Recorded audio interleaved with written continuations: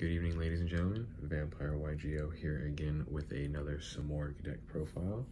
I've done the deck profile once before. I think it was, if I'm not mistaken, maybe last September or October of 2019. So it's been a while, but this is the updated build that I've been running with. I got a lot of great feedback on that one, and it's a really underrated deck. It's obviously not a meta deck in any sort of way, but you can make it pretty competitive, I would say, for at least maybe a locals level or just having fun online as well. It does catch people off guard, and a lot of people do not know really what it does, and the really big zinger with it is the fact that it can make the Mist Valley lock really easily with Apex Avion and the Thunderbird. So it can definitely, if they don't stop you going first, then they can have an issue. But let's get right into it. As you can see, like previously, there's a set of basically baby Simorgh monsters, or like some of the smaller birds, and then they have the boss monsters, which are all the ones that are level basically 6 and higher, and then you have the rest, which are 4 and lower. All of the baby birds, as some people call them, have a dual effect. They basically have their main effect upon normal summon, and then they have another effect that they have while they're in graveyard as well. So while the card is in the graveyard, you can, if your opponent has no cards in their spell and trap zones, so it doesn't matter if they have something in their field zone, just the spell and trap, you can basically special summon this in defense position onto your field there. But when it leaves the field, it is banished for good there. But it's awesome. It's an easy way to link up to the Simorgh boss monster for the Bird of Sovereignty. And then it's for its normal effect upon normal summon, which is one of the best effects, is you get it to extra normal summon another Simorgh monster this turn, and you can only use it once per, or each effect once per turn. So you usually get him, and then you go into maybe this one, and then search out the spell card. So definitely 3, you want to see it.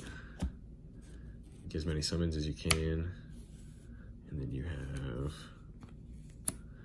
3 of the Bird of Bringing. I didn't see these in the Mega Tins, at least I'm pretty sure. It would have been awesome to see the Simorghs and some of the cards maybe get a little bit of an upgrade to either Ultras or maybe some Prismatics that they're gonna have in there. Even some of these ones like Supers, they could have done a cool job with that, especially since the 2 boss monsters that you got in the, I think it's Rising Rampage pack, if I'm not mistaken, were super rares. Yeah, so you have Bird of Bringing, another one of the really good cards.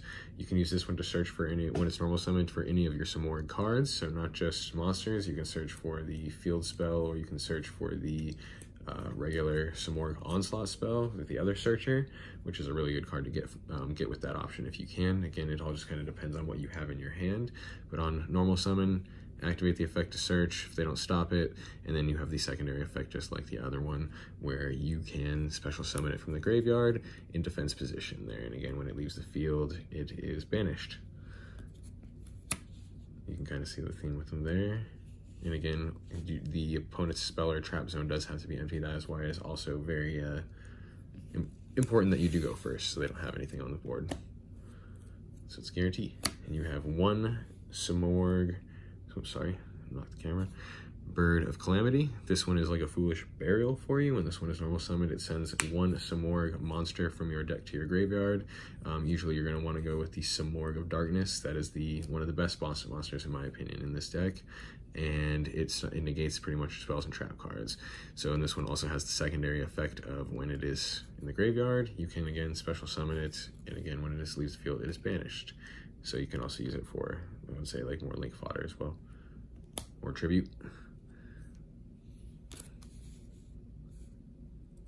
And then we have the boss monsters for the Simorghs. Let's see, you have 1 Lord of the Storm, 1 Dark Simorgh, and the 3 Simorgh of Darkness. The Lord of the Storm, I mean, they also kind of have dual effects as well, at least the 2 bigger ones, the level 7 or the level 8s. This one is 29. Also, Darkness is also 29.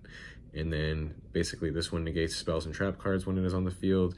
You can do once per turn. You can tribute one winged beast monsters to basically get rid of it. You can even use it itself if you have to, if you don't want to get rid of the link monster or the apex avian at the time, and you can negate spell or trap. And then also, while this card is in your hand or graveyard and you tribute summon successfully, you can special summon this card from your hand or graveyard. It's awesome. So that's why you want to get it in the graveyard as fast as possible. And then you have the Lord of the Storm, which this one is very similar as well. When a spell or trap card or effect is activated, quick effect, you contribute one winged beast monster that you control, and then you target one of your opponent cards that they control and shuffle it into the deck. So it doesn't negate anything, but it does cause a disruption. I'm just gonna slowly focus the camera. And then same thing, when a winged beast monster you control is destroyed by battle while this card is in the graveyard, you can add this card to your hand. So that one goes, this one goes to field, this one goes back to hand when they're in the grave. And then Simorgh, obviously Dark Simorgh, this one pretty much you can get it out multiple ways. You can get it out by lowering its level by the Simorgh Onslaught card or the Elboars, and then you can even just normal summon it without any tribute cost, or you can use its effect by banishing one dark and one wind monster to special summon it, and then its effect is your opponent cannot set any cards on the field. So it's awesome to get this one out first, and you only need one copy of that. And then you want 3 Simorgh of Darkness, 1 Lord of the Storm for the effect of the Elboars, because you do want to use it does have to be a wind monster level 7 or higher in your hand.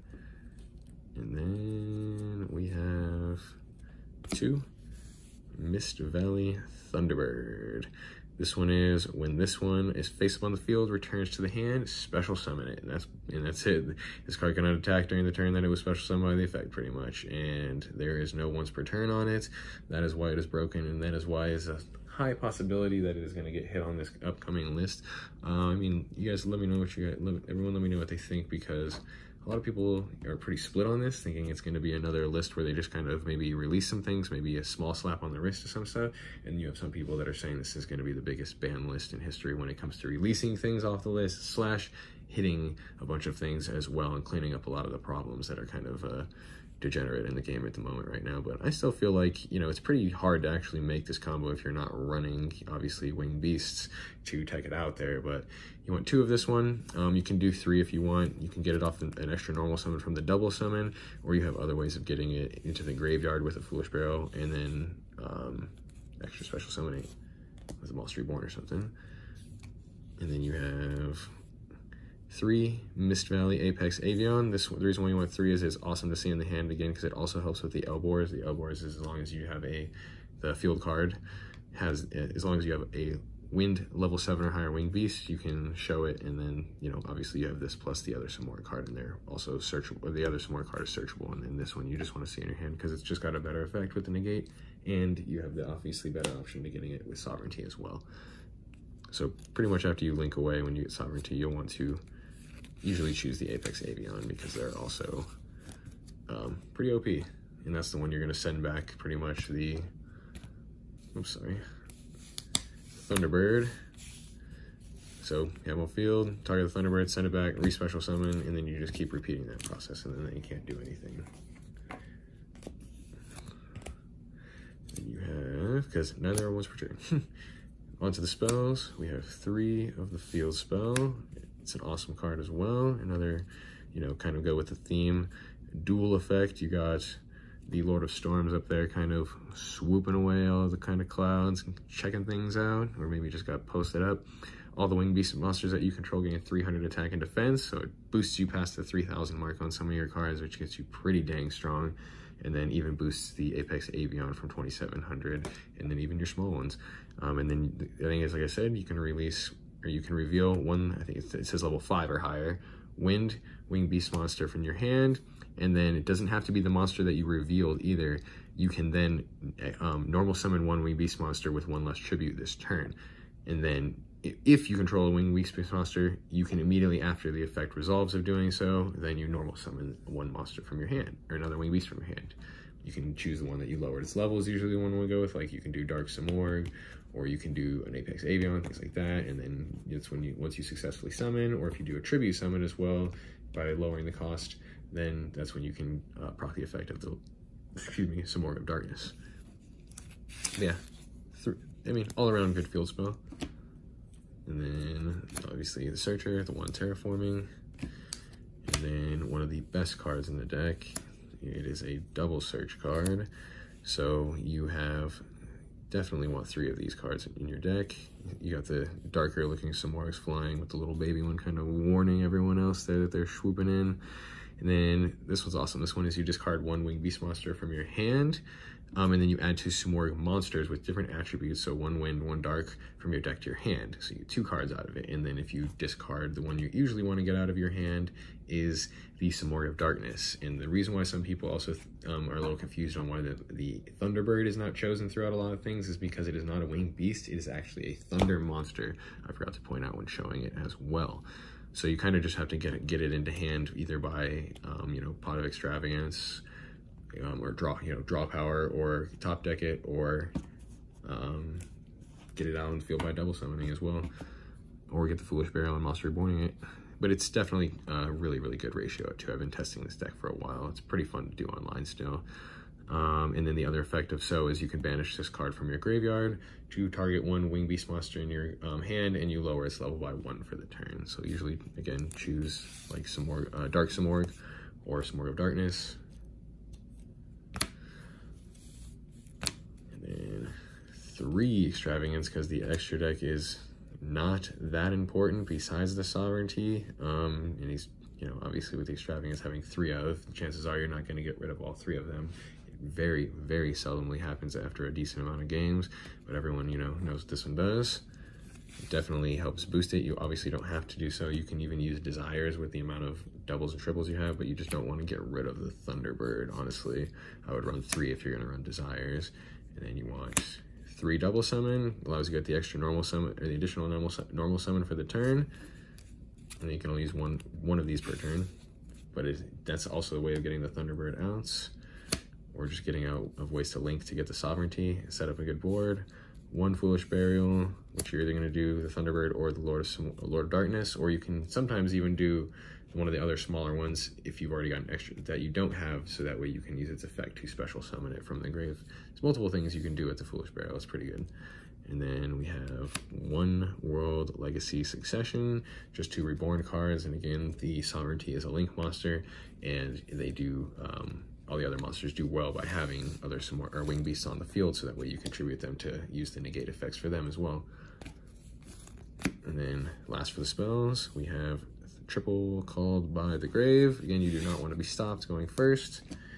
And then before, we were running the 2 trap tricks in here as well to get the Heavy Storm or Harpy's Feather Storm out, but I mean, you see this card plenty, and you really want to try to go for the Infinite Negate combo more, but I feel like I still see this card all the time when dueling with it, especially online. I do a lot of dueling on Nexus and Dueling Book with both, just to kind of test between different types of players that are in the different sites. There's definitely a difference, but obviously 3 Harpy's Feather Storm to negate the effects of the monsters. It pretty much just shuts them down for a turn, depending on, you know, the majority of decks that are out that you're playing. And then 1 Imperial Order, pretty much set up a good board, maybe with a few negates, 3 to 5 negates, or the Infinite Negate combo, and then you just have Imperial Order. It's like, what can they really do about it? It stops a lot of decks that are going on right now. It's crazy kind of to see how things are coming back towards spell heavy again like that. And then for the extra deck, we are running Triple Sovereignty, the new Link monster. The artwork is awesome. It's about time that they make some support for the Simorghs again. It's got 2400 attack and cannot be used as Link material, and then your opponent cannot target this card and winged beast monsters this card points to, and it's all triple down arrow. It's amazing arrows. It's the best you could hope for with this card.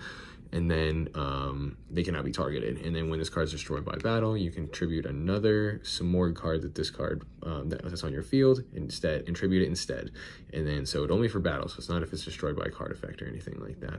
And then on top of it, at the end phase, which is one of the best things, is that, well, you can special summon a winged beast monster from your deck to equal to or lower the amount of unopened spell and trap zones on the field there. So it's pretty much almost always open.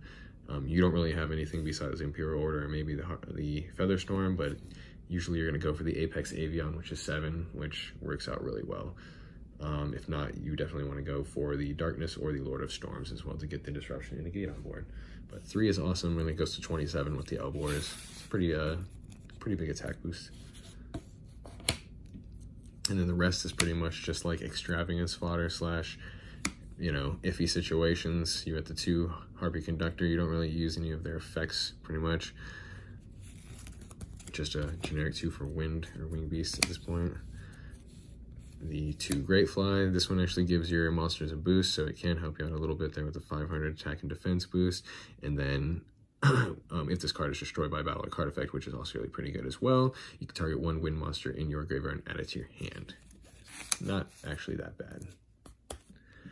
You want 1 high-speed droid rubber band shooter. Another just good link 2 for them. Usually gets banished to the Extrav. 2 Nightmare Phoenix to just, again, try to deal with, you know, some of the more back row heavy decks, especially now with, like, Dogmatica and whatnot out. And then triple Mirage. So the Barrage can also help you link up towards the Sovereignties, because you can get rid of the most, the 2 original baby birds are 1,000 attack or less. So before you do the banishing effect to lock you into Winged Beasts, what you want to do is you want to use the effect of Al Mirage to get another extra one to the graveyard, and then you can special summon the one you just used, and you have 2 monsters right then and there, and then there's almost, you know, you just need 1 more monster on the field to get Sovereignty, which is really easy in this deck with the double summons and the extra summons from Elbors and the Baby Bird as well. And then obviously the Link 1, another Link 1 as well. This one is, again, just a situational card, but it's actually pretty useful. I've seen some people testing it online. It's not the greatest, but just something else in there for iffy situations. And then the 1 Hope Harbinger, Dragon Titanic Galaxy. Everyone knows what this does. This is just going to cancel out spells and effects, things like that. And then obviously the 3k attack, because you can go with the level 8s if things go wrong as well. And this is just a awesome monster. Hardly ever use it. I think maybe once or twice. I was gonna say, I don't think I've ever used it more than 3 times. But yeah, that would be the profile. Let me know what you guys think. Let me know if you guys have any other ways or other things that you guys are doing with the deck. Any other tips or advice, please comment, subscribe, like, dislike. If you do dislike, please just let me know why. And yeah, everyone have a good night. Thank you for your time.